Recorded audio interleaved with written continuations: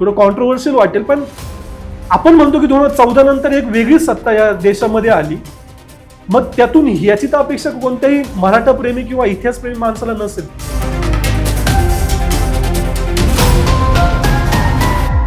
सह्याद्रीची सैर करणं ऐऱ्या-गैऱ्याचं काम नाही. सह्याद्रीची सैर तिघेच करू शकता. एक वाघ, दुसरा वारा आणि तिसरे मराठी. ज्या दिवशी संभाजी महाराजांसह या मराठ्यांना मी पराभूत करील त्याच दिवशी डोक्यावरची पगडी घालेल.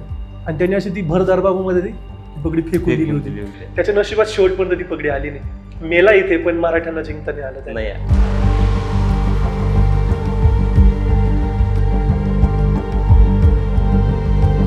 सरकार इतिहास मिटवण्याचा प्रयत्न करतंय. स्वराज्य एका कुठल्या पाठ्यपुस्तकातून तुम्ही कमी केलं म्हणून मिटणार नाही. खरं तर त्याच्याने प्रेरणा मिळते. मग अशी चावडी येते, असा विकास किंवा असा सुनील येतो, असे हजारो लोक येतात आणि मग ते स्वराज्य पुढच्या पिढीपर्यंत पोहोचवण्याचा नक्कीच प्रयत्न करतात.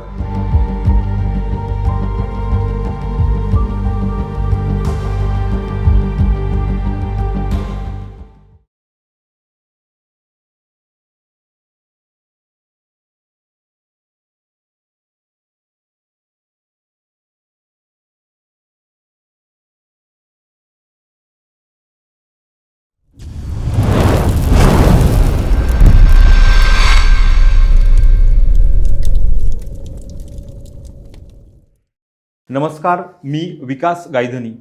पिक्टोग्राम चावडी गप्पा अनुभवांपलीकडच्या या व्यासपीठावरती मी आपलं सहर्ष स्वागत करतो. मित्रांनो, तुम्हाला जर आठवत असेल 5 जुलै 2025 रोजी आषाढी एकादशी निमित्ताने खरं तर पिक्टोग्राम चावडीची सुरुवात झाली होती. त्या दिवशी आपण पहिल्यांदा तुम्हाला भेटलो होतो. त्यानंतरचा प्रवास तुम्हाला सर्वांच्या लक्षात असेलच.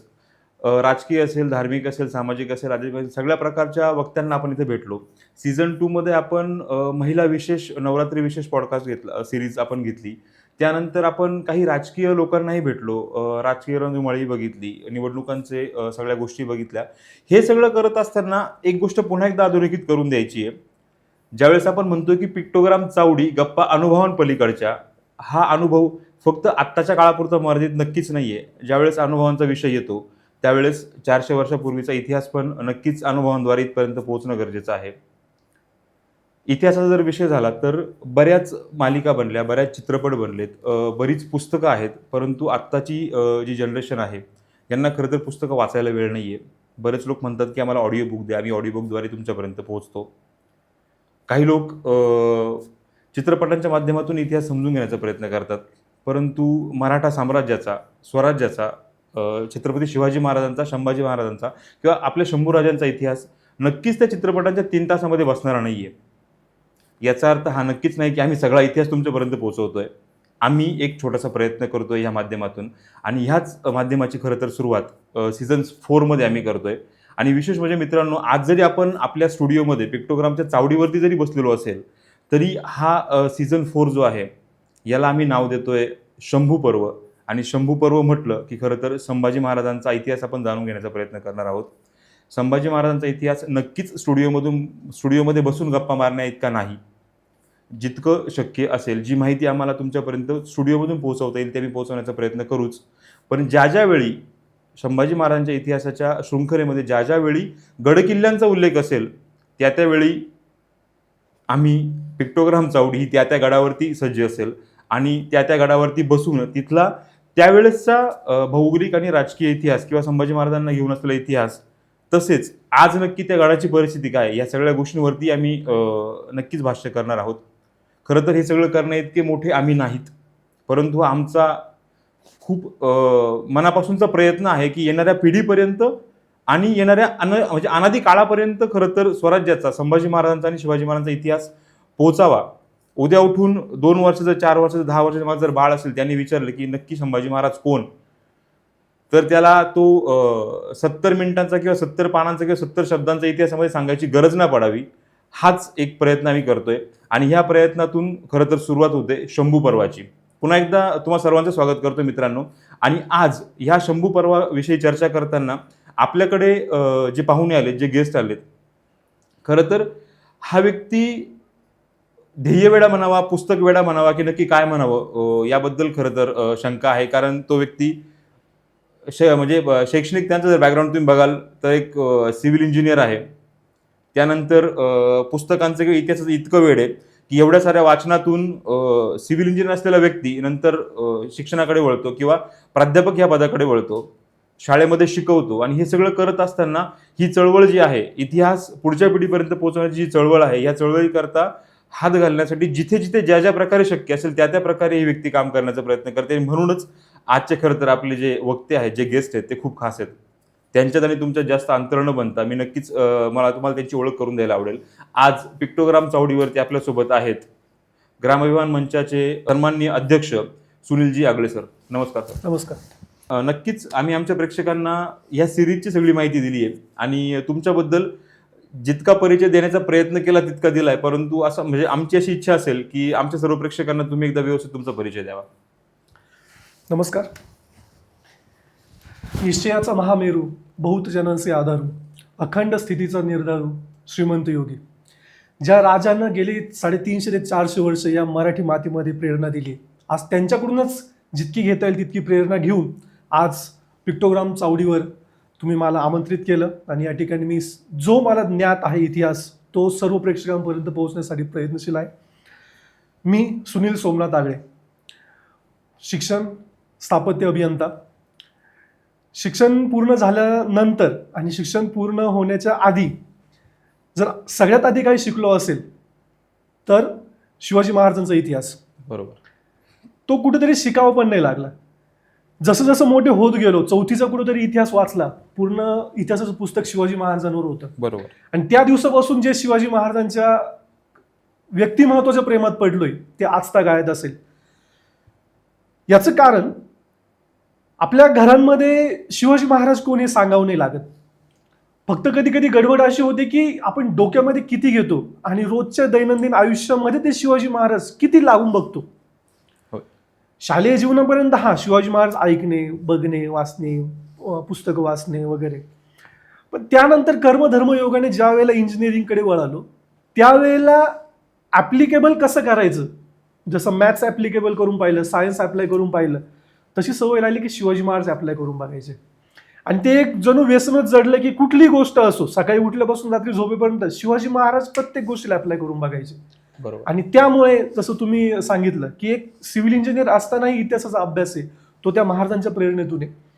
आजपर्यंत महाराजांचा इतिहास व्याख्यानांच्या माध्यमातून मांडण्याचा प्रयत्न केलाय, काही लेखांच्या माध्यमातून जनतेपर्यंत नेण्याचा प्रयत्न केलाय. त्याच प्रेरणेतून सुरुवातीला फक्त इतिहास माहिती होता, पण जसं जसं पुढे गेलो, अभ्यास वाढला, हेही कळालं की डॉक्टर बाबासाहेब आंबेडकरांनी संविधान रचलं, पण त्या संविधान लिहिताना समोर आदर्श हा छत्रपती शिवाजी महाराजांच्या स्वराज्याचा होता. त्यानंतर संविधानासाठीही काम करायला सुरुवात केली, संविधानाचं संवादक म्हणूनही काम पुढे नेलं. आणि त्याच्याच पुढच्या टप्प्यामध्ये अशी जाणीव झाली की आपण काम करतोय ते आपल्या वैयक्तिक पातळीवर मर्यादित ठेवतोय की काय, आणि त्याच्या पुढच्या टप्प्यावर मग सामाजिक अंगात काम करण्याची इच्छा तयार झाली. आणि निश्चितच या आमच्या प्रयत्नामध्ये विकास गायधनी आमच्या सोबत खांद्याला खांदा लावून आहोत. आम्ही दोघंही सहसंस्थापक आहोत ग्रामभिमान मंच. त्या मंचाच्या माध्यमातून गेली 5 वर्ष सामाजिक क्षेत्रामध्ये काम करत आहोत आणि निश्चितच प्रेरणा छत्रपती शिवाजी महाराज. अशा अनेक गोष्टींचा अभ्यास सुरू आहे, लोकांपर्यंत नेण्याचा प्रयत्न सुरू आहे. इतिहास अभ्यासासोबत संत साहित्याचाही तितकाच अभ्यास करण्याचा प्रयत्न आहे. वडिलांच्या प्रथम पुण्यस्मरणानिमित्त ज्ञानेश्वर माऊलींचा हरिपाठ, भावार्थासह हरिपाठचं पुस्तक संपादित करून ते सर्व लोकांपर्यंत, जनतेपर्यंत नेण्याचा एक प्रयत्न झाला आहे. अशा विविध माध्यमातून विविध प्रयत्न सुरू आहे आणि तोच प्रयत्न पुन्हा एकदा पिक्टोग्राम चावडीच्या माध्यमातून होत आहे. तर सर्वात प्रथम सर्व पिक्टोग्राम चावडी विकास गायधनी यांचे खूप खूप आभार की या एका नव्या व्यासपीठावर महाराजांचा इतिहास मांडायला मिळतो आहे. धन्यवाद. नक्कीच. सुनीलजी, आपण शंभू पर्वाला सुरुवात करत असताना किंवा शंभू पर्वाकडे वळत असताना खरं तर मला असं वाटतं स्वराज्याचा आपण गाभा अभ्यासात घेतला पाहिजे, विचारात घेतला पाहिजे आणि मग आपण शंभू पर्वाकडे वळायला पाहिजे. या अनुषंगाने मला तुम्हाला पहिला प्रश्न असा विचारायचा आहे की स्वराज्याची संकल्पना, स्वराज्य निर्मिती ते आज 2026 मध्ये आपण बसलेलो आहोत. म्हणजे जवळपास 400 वर्षानंतरही स्वराज्य ही संकल्पना तितकीच अभिमानास्पद आणि प्रेरणादायी वाटते का? सोपं उदाहरण आहे, जोपर्यंत एखाद्या नवीन गोष्टीची निर्मिती होत नाही किंवा आपल्याकडे नवीन काहीतरी तितकं प्रेरणादायी निर्माण होत नाही ना, तोवर त्या गोष्टीचं नाविन्यता टिकून राहते. आपण म्हणूया की 6 जून 1674 छत्रपती शिवाजी महाराजांचा राज्याभिषेक झाला. शिवाजीराजे भोसले हे छत्रपती शिवाजी महाराज झाले. मग स्वराज्य तेव्हा निर्माण झालं का? नाही. आपण म्हणू की रायरेश्वराची शपथ झाली, शिवाजी महाराजांनी स्वराज्य निर्मितीची शपथ घेतली, मग स्वराज्याची निर्मिती तेव्हापासून सुरू झाली की नाही? 19 फेब्रुवारी 1630 शिवाजी महाराजांचा जन्म झाला. मग त्यावेळेला स्वराज्याची निर्मिती सुरू झाली का? नाही. शिवाजी महाराजांच्या जन्मापूर्वीच स्वराज्य संकल्पक राजे शहाजीराजे यांनी स्वराज्याची कुठेतरी स्वप्न बघितलं होतं, बरोबर. तो निर्माण करण्याचा एक प्रयत्न केला होता. निश्चित शहाजीराजे, छत्रपती शिवाजी महाराज, छत्रपती संभाजी महाराज, त्यानंतरचे असंख्य मराठे या सर्वांच्या एकत्रित प्रयत्नांचा परिणाम म्हणजे स्वराज्य आहे. ती नाविन्यता का टिकून आहे, तर तसा परिणाम पुन्हा घडलेला नाही. त्यानंतर उठाव अनेक झाले, बंड अनेक झाले. स्वराज्याला जर दुसऱ्या बाजूने बघाल तर तो एक उठाव होता. इथल्या सरंजामशाहीच्या विरोधातला तो उठाव होता, इथल्या अन्यायाच्या विरोधात तो उठाव होता. स्वराज्य म्हणजे फक्त मला राजसत्ता पाहिजे, मला राजा व्हायचंय म्हणून झालेली एक चळवळ नव्हती, तर ती एक लोक चळवळ होती. पण तशी चळवळ पुन्हा झाली नाही. त्यानंतर आपण म्हणूया की स्वातंत्र्य लढा झाला, पण जी धग, जी धार आणि जी आत्मीयता स्वराज्याच्या उभारणीत होती ती पुन्हा कुठे दिसली नाही. म्हणून त्या स्वराज्याची नाविन्यता आजही टिकून आहे. आणि आता तर मला वाटत नाही ती निष्ठा, ती सवंगडी हे पुन्हा होतील आणि स्वराज्यासारखी एखादी पुन्हा घटना, एखादा उठाव पुन्हा होईल याची शक्यता फार दुर्मिळ आहे. आणि म्हणून स्वराज्याची नाविन्यता होती, आहे आणि अशीच टिकून राहील याबद्दल मला खात्री आहे. नक्कीच. मग त्यानंतर पुढचा प्रश्न असा उपस्थित होतो, मुघल साम्राज्य त्यावेळी किती शक्तिशाली होतं?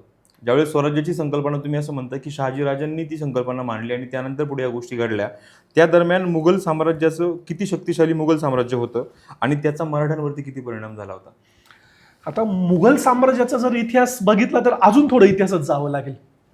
म्हणजे मुघल नक्की आले कसे इथपर्यंत जावं लागेल की म्हणजे आपल्याला ती एक राजतरंगिणी कळते. तरंगिणी म्हणजे नदी, थोडक्यात तो प्रवाह सुरू कुठे झाला. बरोबर.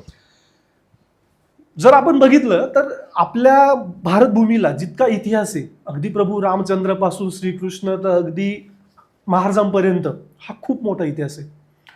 परंतु इसवी सनाच्या 6व्या-7व्या शतकामध्ये ज्या वेळेला इस्लाम धर्माची स्थापना झाली आणि त्यानंतर पुढे जाऊन काही आक्रमणे ही आशियात व्हायला लागली, आशियातून ही सिंध प्रांतात व्हायला लागली आणि तिथून पुढे जाऊन ही आपल्या आजच्या भारताकडे व्हायला लागली.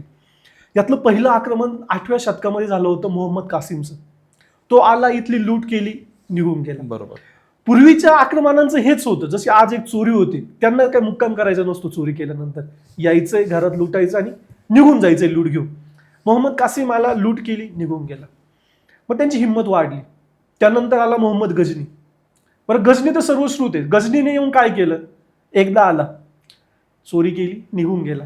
आपल्या रक्तात आहे, धर्मात आहे कुठं, ठीक आहे चला माफ केलं, गेला, जाऊ दे, सोडून दिलं. एकदा आला, दोनदा आला, तीनदा आला, किती वेळा यावं त्याने? 17 वेळा आला मोहम्मद घोरी. किती? बरोबर. 17 वेळा. बरं, तो असं तसं नाही आला.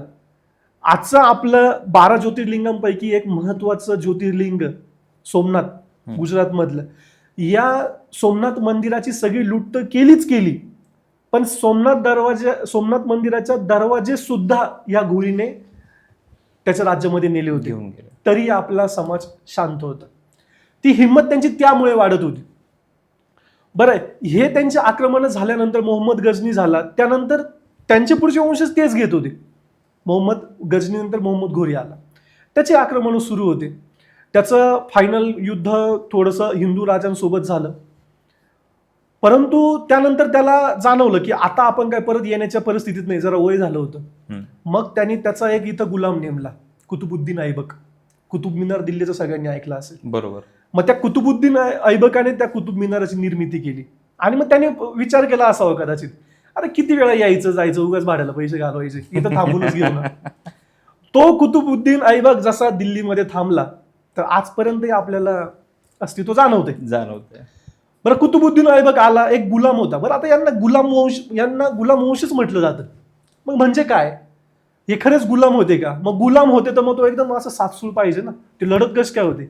तर ज्या पद्धतीने आज आपण मार्केटमध्ये जातो आपण काहीतरी विकत घेतो, कसले तरी पैसे देतो आणि ते प्रॉडक्ट विकत घेतो, तेव्हा गुलामांचा बाजार असायचा. म्हणजे एक लढणारा, त्यांची पण कोणीतरी त्यांचा मालक असायचा, तो त्याला विक्रीला, जसं बैल बाजारात गेल्यावर बैल विकायला असतो, बरोबर. बैल तितकंच आक्रमक असतो, पण त्याचं मूल्यांकन तो ठरवत नाही, त्याचे पैसे त्याला मिळत नाही, विकणारा त्याचा मालक असतो. तसे हे गुलाम असायचे. त्यांचा कोणीतरी करता धरता असायचा, तो हा माझा गुलाम आहे, हा विकायचा, याच्यावर बोली लागणार, लिला होणार, तो कोणीतरी विकत घेणार. अशा पद्धतीने तो कुतुबुद्दीन ऐबक त्या घोरीचा गुलाम होता आणि त्याच्या विश्वासातला गुलाम, म्हणजे पूर्ण त्याचं मीठ खाल्लंय, त्याची पूर्ण सेवा करायची. त्याला इथं सोडून दिलं. त्याचं वंश पुढे वाढत वाढत गेला. तो आला, रझिया सुलतान वगैरे हे लोक आले. कुठेतरी शिखरावर गेल्या उतरावं लागतं, ते उतरले. त्यानंतर आले खिलजी, ज्यांनी आपल्या महाराष्ट्रात प्रवेश केला. सगळ्यात फेमस अल्लाउद्दीन खिलजी, ज्याने आपल्या आजच्या संभाजीनगरमध्ये देवगिरीवर यादवांवर हल्ला केला. पूर्ण नर्मदा नदी पलीकडचा प्रदेश पहिल्यांदा या मुस्लिम शाह्यांच्या कडे घेऊन गेला तो अल्लाउद्दीन खिलजी. खिलजी गेले, त्यानंतर तुघलक आले, तुघलक गेले, त्यानंतर सय्यद आले, सय्यद गेले, त्यानंतर लोधी आले. आता तुम्ही म्हणाल हे कशाला सांगू राहिले, तुम्हाला विचारलं मुघल आहे. इथं टर्निंग पॉइंट आहे. झालं काय, लोधी होता, भाऊबंदी त्यांच्यामध्ये पण होती. लोधीचा जरा एक भाऊबंद होता जो त्रास देत होता त्याला. मग यांनी पाहिलं आपल्याला काय जमत नाहीये. दौलत खान लोधी तो पंजाबमध्ये होता, त्याला सत्ता पाहिजे होती. त्याला वाटलं हा बादशाह, हा काय आपल्याला जमवू देत नाही. आणि त्याच वेळेला आजच्या रशियाच्या चायनाच्या बाउंड्रीवर एक मंगोलिया देश आहे. तिथं एक व्यक्ती होता ज्याला त्याच्या चुलत्यांनी वगैरे घरातून हुसकून दिला होता आणि निघतो इथून, तुझं काही काम नाही वगैरे, हेटाळणी केली होती त्याची. आणि तो असं तरफडत होता की मला बदला घ्यायचा आहे, मला राज्य करायचंय, राज्य पाहिजे. आणि त्या दौलत खान लोधीला कुठेतरी हिंट लागलेली होती, असं एक कोणीतरी आहे जरा भटकती आत्मा आहे, त्याला कुठेतरी पराक्रम दाखवायचा आहे, त्याला मदतीला बोलू, काहीतरी असेल त्याला देऊ त्याचं. तो होता बाबर. म्हणजे कोण, ज्याच्या सोबत शिवाजी महाराज, संभाजी महाराज लढले, त्या औरंगजेबाचा 4थ्या 5व्या 6व्या कुठल्या तरी पिढीतला पूर्वज. बरोबर. तो बाबर होता. त्या बाबरला आमंत्रण मिळालं की ये बाबा, मला युद्ध करायचंय, तो लोधीलाच लोधीशी करायचंय, ये तू माझ्या मदतीला. आता याला वाटलं येईल, युद्ध करेल आणि काय असेल याचा हिशोब घेऊन हा परत निघून जाईल. तो आला, त्याने पूर्ण अभ्यास केला, इथे का अच्छा अशी अशी परिस्थिती तर. आणि कुठेतरी तो व्यापारी असावा, त्याला मधली स्पेस दिसली, त्याने लढला. जो दिल्ली सल्तनतवर कुतुबुद्दीन ऐबक पासून लोधी घराण्यांपर्यंत या 5 घराण्यांमध्ये शेवटचा जो होता इब्राहिम खान लोधी, त्याने बघितलं याच्यात आणि याच्यात युद्ध आहे. युद्ध जिंकले दौलत खान आणि बाबर. बरोबर. पण त्यानंतर त्याने दौलत खानला पण हरवलं. आणि ते दिल्लीची गादी जी घोरीकडून ऐबकाकडून या 5 घराण्यांकडे आली होती, ती गेली बाबरकडे. आता बाबर, आणि तुम्ही प्रश्न केला की मुघल, मग त्यांना मुघल का म्हणायचं, हे कुठले होते, मंगोलिया. मग ते आपल्याकडे कोणती भाषा असते तर त्याच्यात अपभ्रंश होतो. मग त्या मंगोलियाचा झाला मंगोल, मंगलचा मोगल, मोगलचा मुघल. बरोबर. आणि मग तिथून ते मोगल झाले. मग आला बाबर, काय नाही 1526ला आला, 1530ला घोड्यावरून पोलो खेळता खेळता त्याचा मृत्यू झाला. पण त्याचा मृत्यू झाला तर त्याची पुढची पिढी तितकीच याने राज्य करत राहिली. आणि पहिला असं म्हणू शकू की आपण मग बाबरचं भारतात, हिंदुस्थानात येणं हे पूर्ण इतिहासाला कलाटणी देणारं ठरलं. कारण तो जो आला त्यानंतर 1857ला ज्या वेळेला उठाव झाला आणि त्यांचा शेवटचा वंशज याला आजच्या म्यानमारमध्ये पाठवून दिलं, तोपर्यंत ते इथंच राहिले. त्यांनीच सगळं काही त्रास दिला आणि त्यांच्याच त्रासातून स्वराज्य उभं राहिलं. बाबर, हुमायून, अकबर, जहांगीर, शहाजहान आणि त्याचाच पोरगा औरंगजेब. बरोबर. ही शृंखला तिथून सुरू झाली. आणि ह्या मोगलांचं अस्तित्व ज्याने निर्माण केलं तो बाबर, आणि खऱ्या अर्थाने मोगलांचं भूप्रदेशाचं अस्तित्व निर्माण केलं तो औरंगजेब. ही आपण बघितली मुघल साम्राज्याची पूर्ण वंशावळ किंवा ते इथपर्यंत कशी आली किंवा सुरुवात कशी झाली. परंतु या सगळ्या गोष्टींमध्ये सह्याद्रीच्या पर्वतरांगा असेल किंवा गडकिल्ले असेल, यांचा स्वराज्य निर्मितीला बेनिफिट कसा झाला किंवा फायदा कसा झाला. हे बघा, आपण एकदम गावरान भाषेमध्ये म्हणतो सह्याद्रीची सैर करणं ऐऱ्या-गैऱ्याचं काम नाही. सह्याद्रीची सैर तिघेच करू शकता, एक वाघ, दुसरा वारा आणि तिसरे मराठे. विषय असा होता की स्वराज्याचे आपण काय म्हणतो मावळे. होय. बरं, मावळेच का म्हणतात त्यांना. आपल्याकडे सूर्य उगवती असते आणि सूर्य मावळती असते, मग त्यांना उगवते का बरं नाही म्हणत. विषय एवढंच आहे की आज भारताचा नकाशा घ्या किंवा जगाचा नकाशा घ्या, उगवत्या देशाचा देश म्हणून जपान म्हणतो, किंवा भारतामध्ये जर उगवतीचं राज्य म्हटलं तर अरुणाचल प्रदेश, अरुण सूर्य, तिकडून सूर्य उगवतो आपल्या भारतासाठी, अरुणाचल त्याचा तो प्रदेश. आणि आपण कुठे मग पश्चिमेला, पश्चिमेची बाजू कोणती? मावळती. म्हणजे आपले इथले राहणारे लोक कोण? मावळे. बरं, आपल्या सह्याद्रीला पश्चिम घाट पण म्हणतात. मग मावळ्यांचं काम काय होतं? काही नाही, शिवाजी महाराजांपूर्वी काही मावळे हे सैनिक म्हणून काम करत होते आणि काही मावळे आपापली शेती करत होते, उदरनिर्वाह करत होते. बरं, शेती कशी होती त्यांची भात शेती असेल, शेती आता पीक लावून दिलं, मग काय करायचं? मग काय नाही, घरात जे काही गाई म्हशी जनावरं असतील ते घ्यायचे, डोंगरावर चारायला जायचं. म्हणजे त्यांना अगदी आपण ट्रेकिंग करायला जातोय जितकी प्लॅनिंग लागते त्या प्लॅनिंगची गरजच नव्हती ना. सोडले जनावर की कुठं जायचंय, आज ह्या डोंगराला जायचं, उद्या त्या डोंगराला जायचंय. अंगवळणी होता तो पूर्ण सह्याद्रीचा जो काही पश्चिम घाट होता हा या मराठ्यांना अंगवळणी होता. समजा घरामध्ये जर मुलगा जन्माला आलं, मराठी घरात जन्माला आलं, त्याला मराठी बोटल धरून शिकवायला नाही लागत. बरोबर. एखाद्या इंग्लिश घरामध्ये जन्माला आलं त्याला इंग्लिश शिकवायला नाही लागत. मराठ्यांना सह्याद्री चढणं हे शिकवायला नाही लागत. अगदी त्याच पद्धतीने मराठ्यांना जन्मापासून तो सह्याद्री पूर्ण माहिती होता, खाचखळ हे माहिती होते आणि त्याच्यामुळे तो अगदी त्यांच्या पायाखाली होता. हा, मराठ्यांसाठी जितका सह्याद्री फायदेशीर होता तितकाच शत्रूसाठी तो कर्दन काळ होता. का बरं? आपल्याकडे आक्रमण जे झाले, उत्तरेतून आक्रमण झाले, नरवळेच्या पलीकडे जा बरं तुम्ही, मध्य प्रदेश, राजस्थान या सगळ्या भागात पठारी भाग आहे सगळा. तो त्यांना मैदानी युद्ध करायची सवय आहे. ह्या पहाडामध्ये येऊन त्यांचा काय निभाव लागणार आहे? उदाहरणच द्यायचं झालं ना, शिवाजी महाराजांची काही घटना आठवायच्या. समजा शाहिस्ता खान ज्या वेळेला पुण्यामध्ये आला तर त्याने ठरवलं होतं आपण आता इथं थांबायचं, 2-3 वर्ष मस्त पुण्यासारख्या थंड हवेच्या ठिकाणी आलोय, काबुल कंदारला इथली मोहीम जर लवकर आवरली तर राजा काय करेल, बादशाह काय करेल, औरंगजेब आपल्याला म्हणजे इथं जिंकला, चल जा काबुल कंदारला, तिथं गरमीत मारायचं तर इथंच थांबू. मग त्याने छोटे छोटे गोष्टी, डायरेक्ट शिवाजी महाराजांवर हल्ला करण्यापेक्षा त्याने काय केलं, छोट्या छोट्या गोष्टींना महत्व दिलं. चाकणच घे. मग त्याने त्याचा एक सरदार होता कारतलब खान, याला सांगितलं की एक काम करतो आता कोकणात उतर. आणि शिवाजी महाराजांना कळलं की हा जाणार आहे. जायच्या 2च वाटा होत्या, एक तर उंबरखिंडीतून जायचं किंवा आजच्या बोरखिंडीतून जायचं. बोरखिंड म्हणजे आज जी मुंबईवरून ट्रेन पुण्याला जाते तो एक.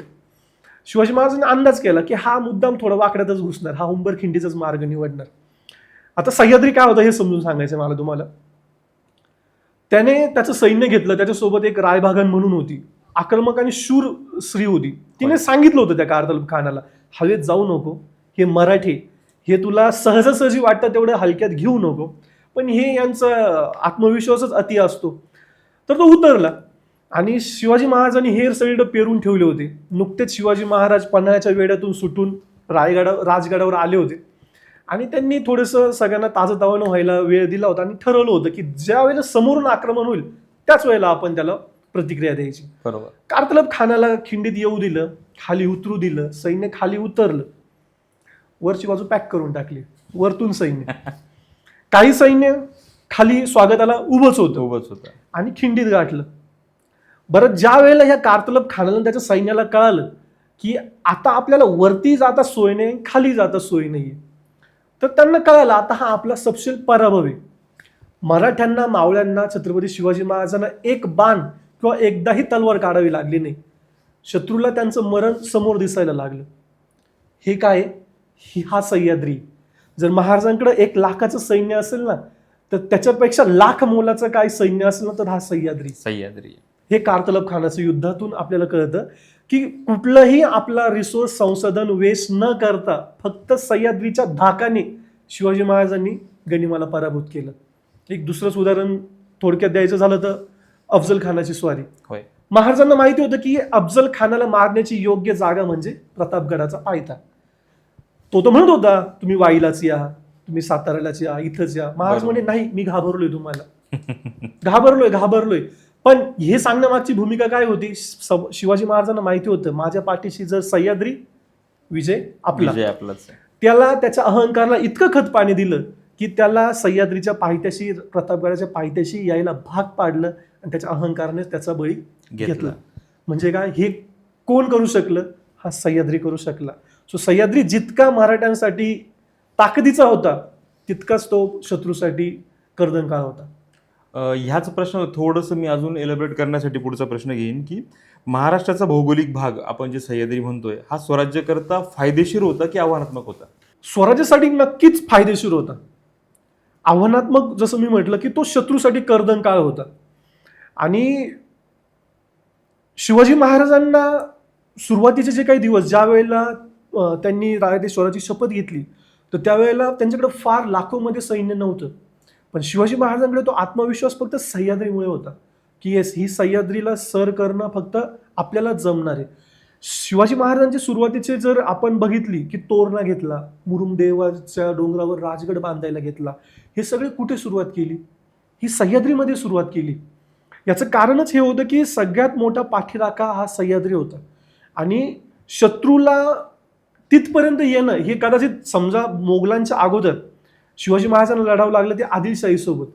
कारण हा पुणे, सातारा आणि रायगड जिल्ह्याचा आजचा जो भाग आहे हा पूर्वी आदिलशहाकडेच होता. बरोबर. सो शिवाजी महाराजांना ते महत्व माहिती होतं, वडिलांकडून कुठेतरी तो वारसा आला होता की येस, राज्य आपलं निर्माण करायचंय तर आपल्याला गड किल्ले पाहिजे आणि सह्याद्री पाहिजे. तर तो निश्चितच मराठ्यांना फायद्याचाच ठरत होता. आणि पूर्ण वेळ जर आपण बघितलं तर या सह्याद्रीच्या मदतीने आपण म्हणतो की महाराजांची सगळ्यात मोठं वैभव काय होतं, तर महाराजांचे 350 किल्ले. होय.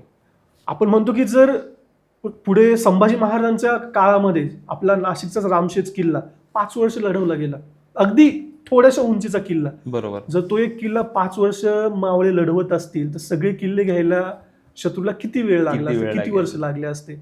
सो इतका फायदेशीर होता सह्याद्री मराठ्यांसाठी.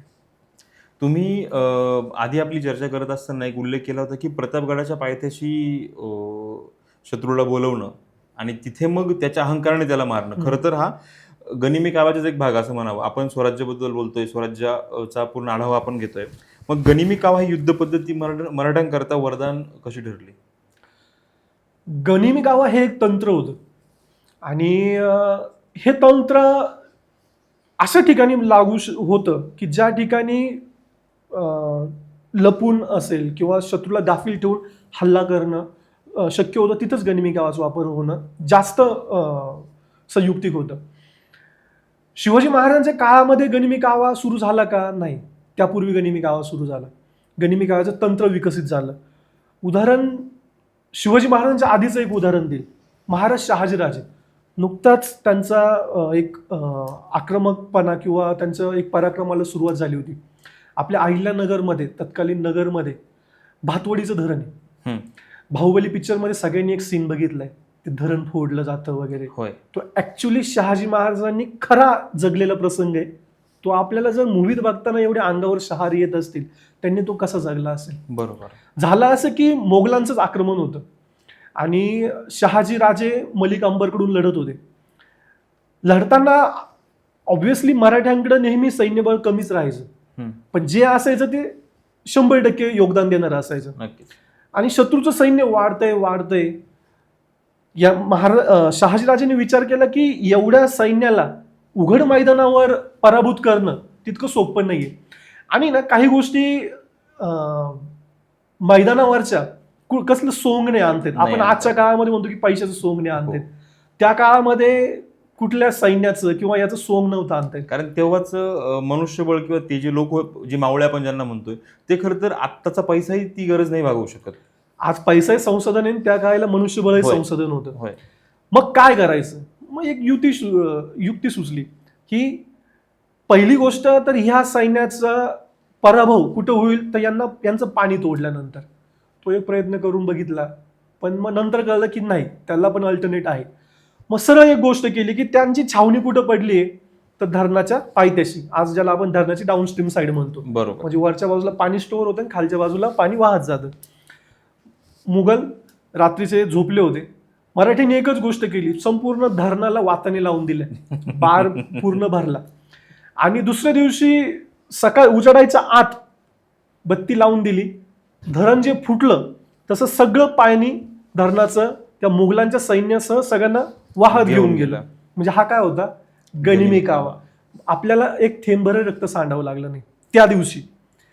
मग मला सांगा, शहाजीराजे असतील, शिवाजी महाराज असतील, संभाजीराजे असतील किंवा त्यानंतरचे संताजी, धनाजी वगैरे सगळे मराठी जे असतील, या गनिमी काव्याचा वापर करूनच मराठा साम्राज्य, ज्या औरंगजेबाने अख्खा हिंदुस्थान घेतला, अख्खा मध्य आशिया घेतला, त्या औरंगजेबाला 1681 पासून 1707ला त्याच्या मृत्यूपर्यंत इथे झुंजवत ठेवले. हे कशामुळं? एक सह्याद्री, दुसरा गनिमी कावा. तर हा गनिमी कावा आहे आणि हे एक तंत्र आहे बरोबर, जे मराठ्यांनी अगदी बाळकडू घ्यावं तसं ते आत्मसात केलं होतं आणि त्याच्यावरच भल्या भल्या शत्रूंना ते मात देत होते. आपण 1600 ह्या शतकाबद्दल बोलतोय. थोडंसं तुम्हाला पुढे घेऊन जायचं आहे आणि 18व्या शतकाकडे मला खरं तर तुम्हाला घेऊन यायचं आहे. 18व्या शतकामध्ये हिंदवी स्वराज्याच्या 2 शाखा निर्माण झाल्या असं म्हणतात. आता आपण त्याला 2 गाद्या म्हणतोय. काय घडलं होतं? म्हणजे मराठ्यांच्या इतिहासाचा प्रत्येकाला खूप अभिमान आहे, पण ते म्हणतात ना, कुटुंब आहे, भांड्याला भांडं लागतं. थोडं जबाबदारीने बोलतो. झालं असं होतं, आजचं उदाहरण देतो आधी. 1947ला भारत स्वतंत्र झाला. एकटा भारत स्वतंत्र झाला का? नाही. पाकिस्तानचाही जन्म झाला. नक्कीच. ही फूट कोणी पाडली? जे राज्य करत होते त्या ब्रिटिशांनी इथं फूट पाडली का? हे जर एवढा मोठा देश आहे, हा इथलं आम्ही ठीक आहे, आम्ही रेल्वे आणली, ही आणली, आम्ही काय घेऊन जाऊ शकत नाही, मग करायचं काय? काही नाही, यांच्यामध्ये एक फूट पाडून द्या. बरोबर, 2 देश तयार झाले आणि आज युद्ध सुरू आहे. 1707ला औरंगजेबाचा मृत्यू झाला. संभाजी महाराजांना पकडता येत नव्हतं, पराभूत करता येत नव्हतं. त्यावेळेला त्यांनी शपथ घेतली होती, ज्या दिवशी संभाजी महाराजांसह या मराठ्यांना मी पराभूत करील त्याच दिवशी डोक्यावरची पगडी घालेल. आणि त्यांनी अशी ती भर दरबारामध्ये ती पगडी फेकून दिली होती. त्याच्या नशिबात शेवटपर्यंत ती पगडी आली नाही. मेला इथे, पण मराठ्यांना जिंकता नाही आलं. पण त्याच्या बहादरांनी काय केलं? 1707ला औरंगजेबाचा मृत्यू झाला. त्यांना कळलं की अरे, आपल्या बापाला नाही यांना हरवता आलं, आपल्याला काय जमणार आहे. आणि मोगलांना जे 5वीला पूजलेलं आहे, औरंगजेबाने तेच केलं. गादी पाहिजे होती, जिवंत बापाला कैद केलं, आग्र्याच्या किल्ल्यामध्ये भावांना मारलं, तर गादीवर आला. त्याचे पोरं वेगळे काय करणार आहे? रक्तात तेच. त्यांनी तेच केलं. बाप 1707ला औरंगजेबाचा इथंच मृत्यू झाला महाराष्ट्रामध्ये. बरं, मृत्यू झाला, पोरं लगेच तयारच होते, मला बादशाह व्हायचंय, मला बादशाह व्हायचंय. पण त्यांना दिसलं की, त्यांना काय, त्यांच्या बापाला दिसलं होतं की अख्ख्या अखंड हिंदुस्थानामध्ये आपल्याला पूर्ण उरणारा एकच जण आहे, ते म्हणजे मराठे. शिवाजी महाराज होते, संभाजीराजे होते, त्यानंतर सगळे. त्याच्यामुळे त्यांना दिसत होतं की अरे, औरंगजेबाला यांना पराभूत नाही करता आलं, आपल्याला काय जमणार आहे, मग काय करायचं? मग ते थोडक्यात असं म्हणतात ना, घी सीधी उंगली से नाही निकले तो टेढ़ी करनी, पण त्यांनी तेवढाच प्रयत्न केला. आणि संभाजी महाराजांच्या बलिदानानंतर महाराणी येसूबाई असतील, तेव्हाचे युवराज शाहू राजे असतील, आणि आणखी काही जे मराठे कुटुंब होतं आपलं महाराजांचं, बरोबर, यांना कैदेत ठेवलं होतं.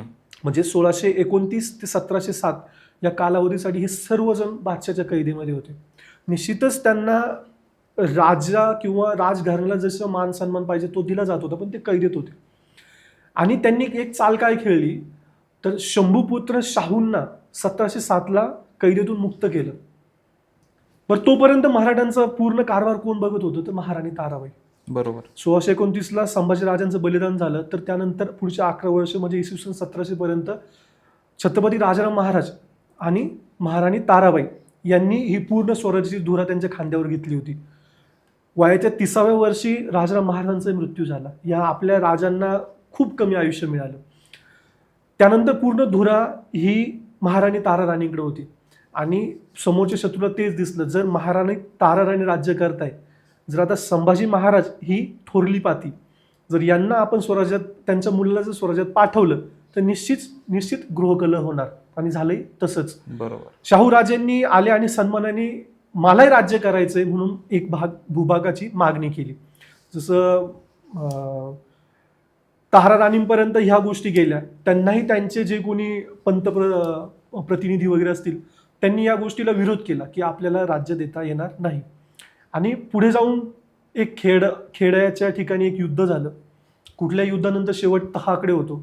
त्यानंतर वारणेचा तह झाला, म्हणजे जी वारणा नदी आज पश्चिम महाराष्ट्रातली, त्या वारणेच्या तिथे तह झाला. आणि त्या तहा अंतर्गत असं ठरलं गेलं की वारणा नदीच्या उत्तरेचा भाग ही एक गादी असेल, वारणा नदीच्या दक्षिणेचा एक भाग एक गादी असेल, उत्तरचा भाग ज्याला आपण साताराची गादी म्हणतो, दक्षिणेचा भाग ज्याला आपण कोल्हापूरची गादी म्हणतो. आणि त्या दिवसापासून स्वराज्याच्या या 2 गादी निर्माण झाल्या. पण अभिमानाची गोष्ट ही आहे की तेवढ्या वेळासाठी जरी थोडासा गृहकलह झाला असेल, पण त्यानंतर निश्चित पुढच्या पूर्ण कालासाठी या दोन्ही गाद्या महाराष्ट्राच्या हितासाठी, देशाच्या हितासाठी हातात हात घालून उभ्या आहेत आणि आपल्याला प्रेरणा देत आहेत.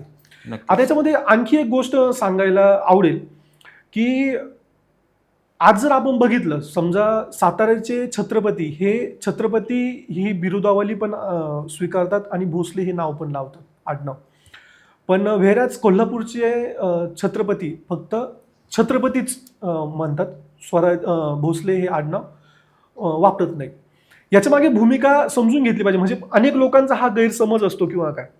आपण जर इसवी सन 1674 पर्यंत जर बघितलं तर शिवाजीराजे भोसले हा उल्लेख आपल्याला मिळतो. पण छत्रपती होणं ही काही साधी गोष्ट नव्हती. छत्रपती झाले म्हणजे काय, त्यांनी या इथल्या मातीशी, म्हणजे जर समजा एखाद्या पुरुषाचं लग्न होत असेल तर म्हणजे काय, तो पती होतो. म्हणजे काय, तो त्या स्त्रीचा पूर्ण अंगाने स्वीकार करतो, तिची जबाबदारी, भरण पोषण, पालन पोषण, सर्वस्वी जबाबदारी तो घेतो. छत्रपती होणं म्हणजे इथल्या सर्व रयतेची, संरक्षणाची, त्यांच्या उदरनिर्वाहाची सगळी जबाबदारी त्या खांद्यावर घेणं, ती जबाबदारी छत्रपती म्हणजे. शिवाजीराजांनी त्यानंतर स्वतःचं नामाभिमान राजा शिवछत्रपती हाच उल्लेख करतो. त्यांची स्वाक्षरी जरी बघितली तरी हीच आपल्याला मिळते. त्यानंतर भोसले हे नाव आपल्याला कुठे दिसत नाही. कालांतराने काय झालं, इंग्रजांचं जेव्हा आपल्यावर राज्य झालं, डलहौसी नावाचा एक गव्हर्नर होता, व्हाईसरॉय होता 19व्या शतकामध्ये, 1850च्या आसपास. तो जरा टपून बसला होता. जसं झाशीच्या राणीने युद्ध का केलं तर झाशी संस्थान खालचं केलं होतं, बरोबर त्याच पद्धतीने सातारा संस्थानच्या या ठिकाणी पुढचा राजा दत्तक घ्यायचा होता.